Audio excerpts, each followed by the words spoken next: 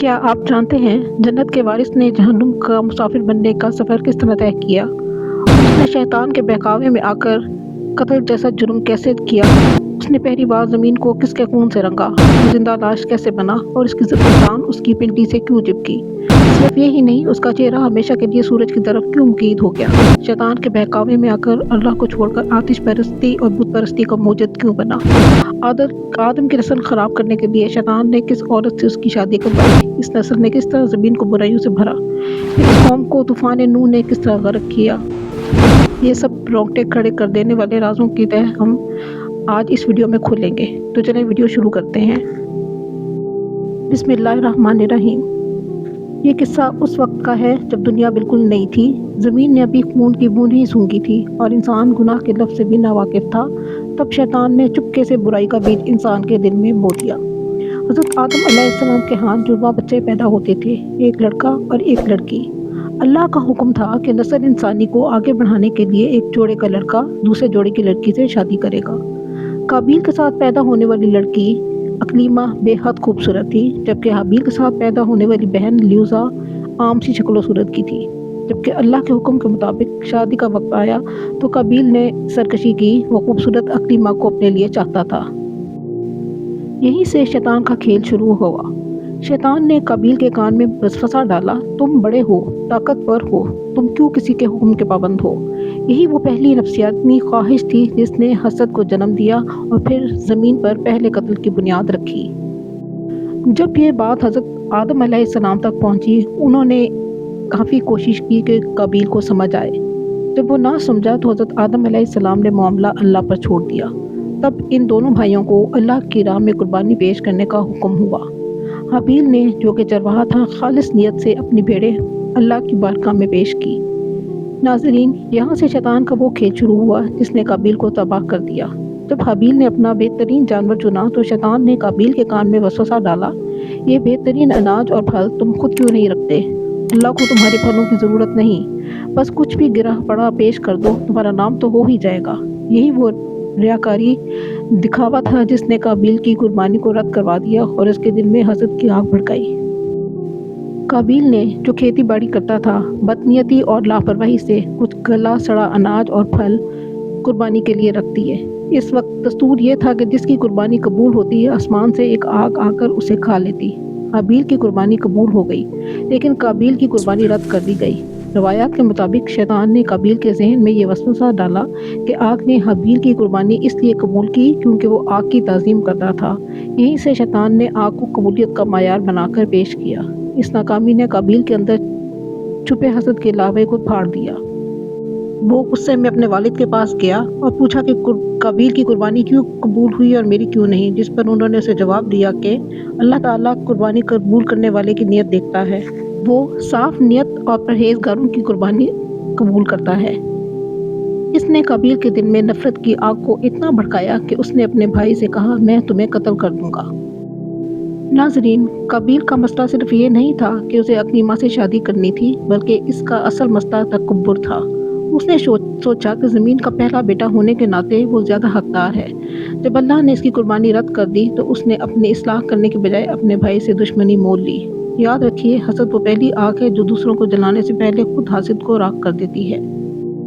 जब काबिल ने हाबील पर वार किया तो वो तड़पते हुए भाई को देखकर साकित रह गया। ये कायनात में इंसानी खून की पहली बूंद थी जिसने मिट्टी को सुर्ख किया। हाबील, जो कि तकवा का नमूना थे, उन्होंने मरने से पहले भी यही कहा था कि अगर तुम मुझे कत्ल करने के लिए हाथ उठाओगे तब भी मैं तुम्हें कत्ल करने के लिए हाथ नहीं उठाऊंगा, क्योंकि मैं अल्लाह से डरता हूँ। कत्ल तो हो गया, लेकिन उसके बाद जो खामोशी छाई वो काबिल के लिए मौत से ज़्यादा भयानक थी। काबिल की लाश ज़मीन पर पड़ी थी और ये इंसानी तारीख में पहला मौका था जब किसी ने मुर्दा इंसान को देखा था। रवायत में आता है कि वो कई दिनों तक अपने भाई की लाश को पीठ पर लादे मारा मारा फिरता रहा। परिंदे और दरिंदे इसकी लाश के गिर्द मंडलाते रहे। वो थक चुका था, पेशमान था, लेकिन तौबा से महरूम था। फिर अल्लाह ने उसकी रहनुमाई के लिए एक कौवा भेजा। काबिल ने देखा कि एक कौवे ने दूसरे मुर्दा कौवे को दफन करने के लिए ज़मीन खोदी। इस मंजर ने काबिल को हिला कर रख दिया। पुकार उठा, अफसोस मुझ पर, क्या मैं इस कौवे जैसा भी ना हो सका कि अपने भाई की लाश छुपा लेता। ये वो लम्हा था जहाँ इंसान को अपनी बेबसी का पहला एहसास हुआ। रवायात में आता है कि जब ज़मीन पर पहला नाहक خون گرا تو زمین کانپ اٹھی۔ قابیل پر ایسی دہشت طاری ہوئی کہ اس کا جسم مسخ ہونا شروع ہو گیا۔ اس کی بائیں ران اس کی پنڈلی کے ساتھ پیوست ہو گئی۔ وہ لنگڑا کر چلنے لگا، اور اس کی سزا کا سب سے ہولناک پہلو یہ تھا کہ اس کا چہرہ قدرت کی طرف سے سورج کے سمت میں مقید کر دیا گیا۔ سورج مشرق سے نکلتا یا مغرب میں ڈھلتا، قابیل کا چہرہ خود بخود اس کی طرف گھوم جاتا تاکہ وہ تپتی دھوپ سے کبھی نجات نہ پا سکے۔ یہ ایک زندہ لاش کی سزا تھی۔ وہ ایک بھٹکتا ہوا قیدی بن گیا۔ وہ جہاں جاتا لوگ اسے دھتکار دیتے۔ وہ سرگرداں ویگابونڈ بن گیا۔ اس کی کوئی منزل نہ تھی اور نہ ہی اسے زمین پر کہیں قرار ملتا تھا۔ تب وہ سکون کی تلاش میں آدم علیہ السلام کی بستی سے نکلا۔ یہاں اسے سکون کیا ملنا تھا، وہ تو مزید گناہوں کے گڑھے میں گرتا چلا گیا۔ شیطان نے اسے آتش پرستی کی طرف یہ کہہ کر لگا دیا کہ یہ آگ ہی تھی جس نے حابیل کی قربانی قبول کی تھی، کیونکہ وہ طاقتور تھی اور حابیل اس کی تعظیم کرتا تھا، لہٰذا تم بھی اس کی تعظیم کرو۔ تب اس نے آگ کی پرستش شروع کر دی۔ تو پھر اسے تنہا پا کر اور آدم کے نسل میں مزید گناہوں کو شامل کرنے کے لیے اسے ایک ایسی عورت سے ملوایا جو حسن میں بے مثال تھی، لیکن اس کے رگوں میں شیطانی اثرات تھے۔ ان دونوں کے ملاپ سے جو نسل پیدا ہوئی وہ بنو قابیل کہلائی۔ قابیل کی نسل میں آتش پرستی کے ساتھ ساتھ بت پرستی بھی شیطان نے شروع کروا دی۔ انہوں نے اپنے قبیلے کے مرنے والے طاقتور لوگوں کی یادگاریں بنائی اور پھر انہیں پوجنا شروع کیا۔ یہی نہیں بلکہ انہوں نے زمین پر وہ کام شروع کیے جو آج کے دور کی برائیوں کی بنیاد بنے۔ موسیقی اور لہو لعب کی بنیاد رکھی گئی۔ روایات کے مطابق شیطان نے قابیل کی نسل میں توبل نامی شخص کو بانسری اور ڈھول جیسے آلات بنانا سکھائے۔ انہوں نے ناچ گانے اور جشن کی ایسی محفلیں شروع کی جن میں مرد و زن کا آزادانہ اختلاط تھا۔ دنیاوی بناؤ سنگھار قابیل کی عورتوں نے حد سے زیادہ آرائش اور نمائش شروع کر دی جو معاشرے میں فتنے کا باعث بنی۔